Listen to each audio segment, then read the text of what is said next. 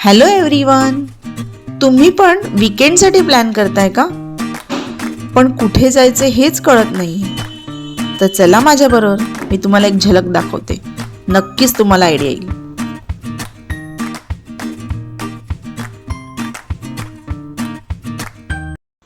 हाय, मी वर्षा. नमस्कार. माझ्या यूट्यूब चॅनलमध्ये तुमचं मनापासून स्वागत आहे. ग्रोथ माइंडसेट वर्षा. आज आम्ही निघालो आहोत एका स्पेशल डेस्टिनेशनवर वीकेंडसाठी. सफाळे येथील एस किणी रिसॉर्टमध्ये. हा दिवस कसा गेला, किती फन झाला, त्यासाठी व्हिडिओ शेवटपर्यंत नक्की बघा. चला तर मग व्हिडिओला सुरुवात करूया. नियोजनाप्रमाणे सकाळी 7:30ची वेळ ठरली होती. पण म्हणतात ना, जिथे मोठा ग्रुप असतो तिथे इंडियन स्टँडर्ड टाईमच चालतो. कुणी आवरत होतं तर कुणी ट्रॅफिकमध्ये अडकलेलं होतं. आमचे कार्यकर्ते एकमेकांना फोन करून काळजीने विचारपूस करत होते. अखेर 9 वाजता आमची बस निघाली.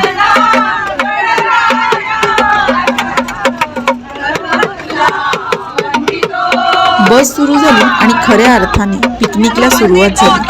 अंताक्षरीच्या फेऱ्या रंगल्या, जुन्या नव्या गाण्यांच्या तालाला सगळ्यांनी ठेका धरला. बसमध्ये खूप मज्जा केली.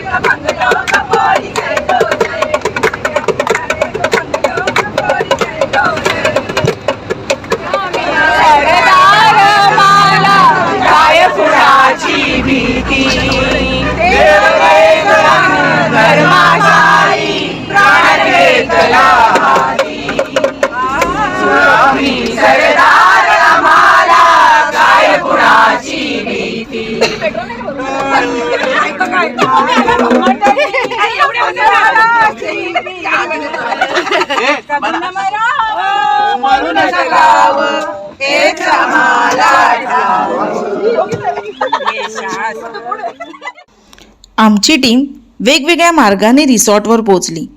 काही जण निसर्गाचा आनंद घेत बोटीने आले, तर काही जण स्वतःच्या गाडीने रिसॉर्टवर पोहोचले.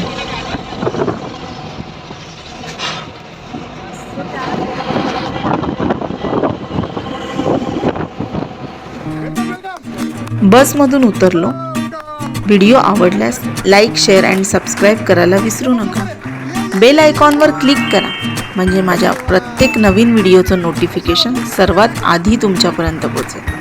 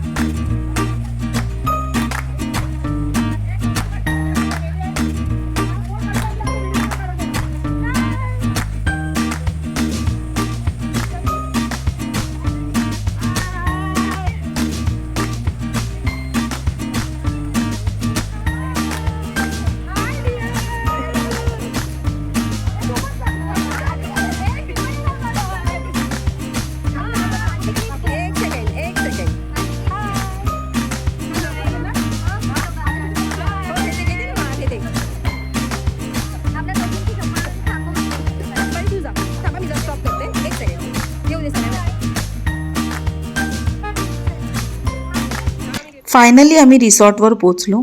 थोडे फ्रेश झालो. त्यानंतर एक कार्यक्रम होता.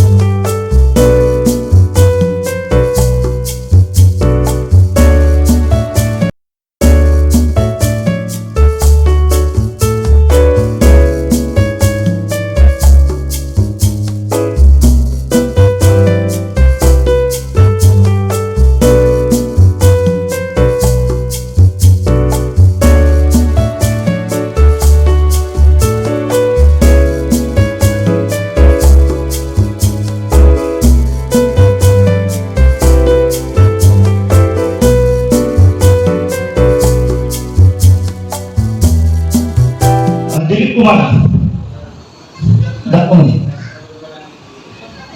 बेटे तुम्हें मालूम है कबड्डी कितना खतरनाक खेल है.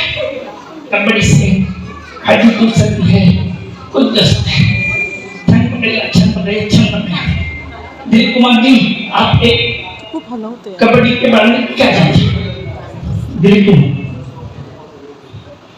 नहीं जानते मधुर तुम क्या कहना चाहते हो? 20 साल से कबड्डी खेलता आया हूं. मधु भाग में कबड्डी अजूनही नाही काही. त्याच्यानंतर नीरू पुलेला सांगितलं की कबड्डीच्या बारे में आप क्या जानते हैं? बाई कबड्डीला भाग आहे. पहिली या बायांना वाटावर वाटावरून कबड्डी खेळूया बरं का.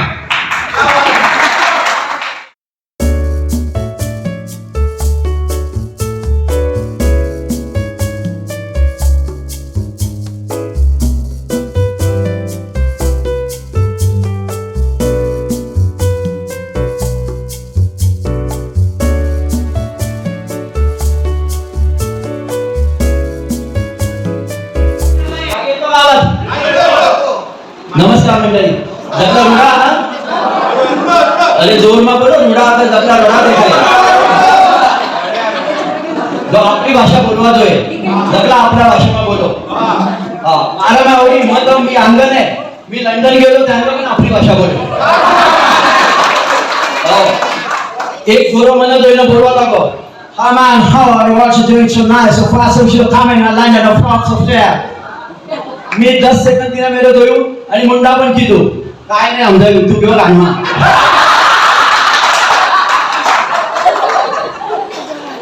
आपली भाषा अहमदाबाद घणी सोपी आहे. बीजा भाषाમાં 4 वाक्य बोलवा लागा. आपल्या भाषाમાં 1 वाक्यમાં काम થાય. મારા બે કાકા હતા आणि एक काकाનો दोस्त होतो. तो शायरी घणो करવાનો. तो बोलता बोलता त्याने शायरी की थी कि इंसान की फितरत कुछ इस कदर भी है कि बारिश खत्म हो जाए तो छतरी बोझ लगने लगती है. एक काका ना समजाયું त्याचं वाह वाह કીધું. બીજો કાકો કે યો કાયરે બોલો એનો અર્થ काय नाही रे આપણું કામ જોયું કે કાન પર લાત મારવાની.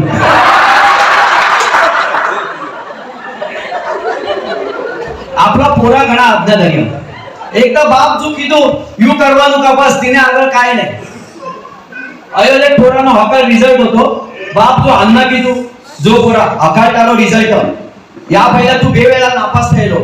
आता जर तू नापास થયો તો मी તારો બાપ નહીં તું મારો પોરો નહીં. મને બાપ નહીં કહેવાનું સમજો. પોરો નીકળી ગયો. હકાર પોરો રિઝલ્ટ લઈને આવ્યો અને બાપ વિચારવા લાગ્યો काय पोरा आज रिझल्ट काय આવ્યો તારો. पोरा કે जावा दना लक्ष्मण गाडमा घेऊन रिझल्ट बिजू बोल तू. तर सकाळी सकाळी बायको चहा नाश्ता घेणार का विचारायला आली. म्हटलं घेणार. तेवढ्यात उभी राहून बोलायला लागली का हो ही खरी गोष्ट आहे का या आपले मोदी साहेब 1 दिवसात 3 देश फिरून येतात. म्हणलं हो अगदी खरी गोष्ट आहे. जर बायको बरोबर नसेल तो माणूस जर्मन UK कडून दिल्लीला येऊ शकतो 1 दिवसात.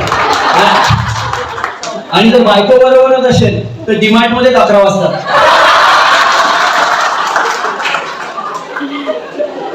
एकदा सकाळी घरात झाडू मारत होतो आणि बायको आरामशीर सोफ्यावर इंग्लिशचं पुस्तक वाचत होती. पुस्तक वाचता वाचता मला विचारलं का हो हे इंग्लिश मध्ये कंप्लीट आणि फिनिश याच्यात काय फरक आहे. मी म्हटलं बघ तुझं लग्न माझ्याशी झालं तुझी लाईफ कंप्लीट झाली. माझं लग्न तुझ्याशी झालं माझी लाईफ फिनिश झाली.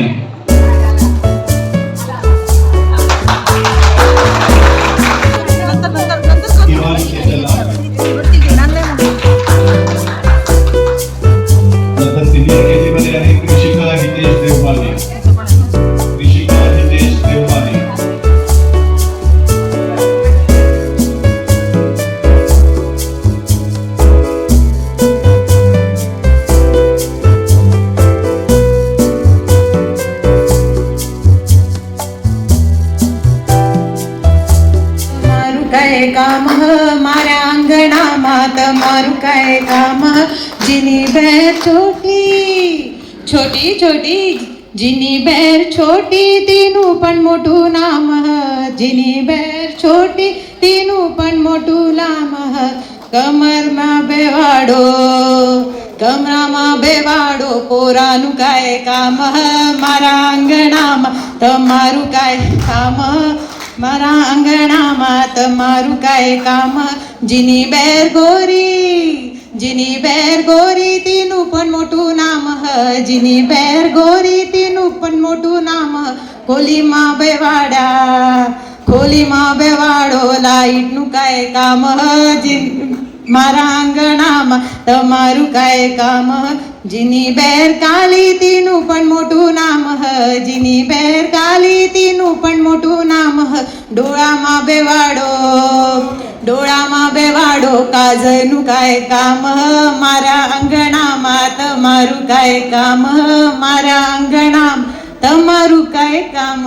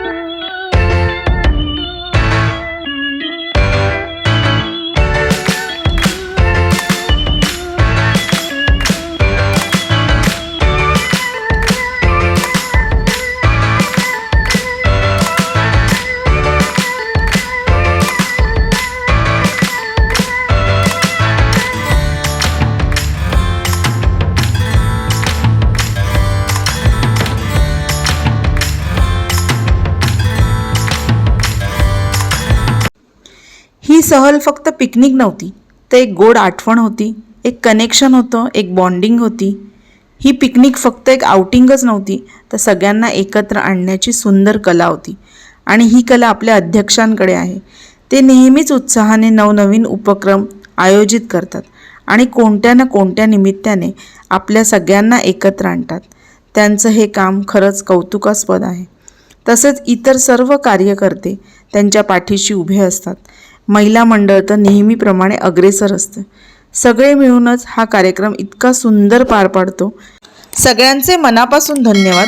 सगळ्यांनी छान एन्जॉय केलं. आजचा हा पिकनिक व्लॉग तुम्हाला कसा वाटला कमेंटमध्ये नक्की सांगा. भेटूया पुढच्या व्हिडिओमध्ये. बाय. थँक्यू.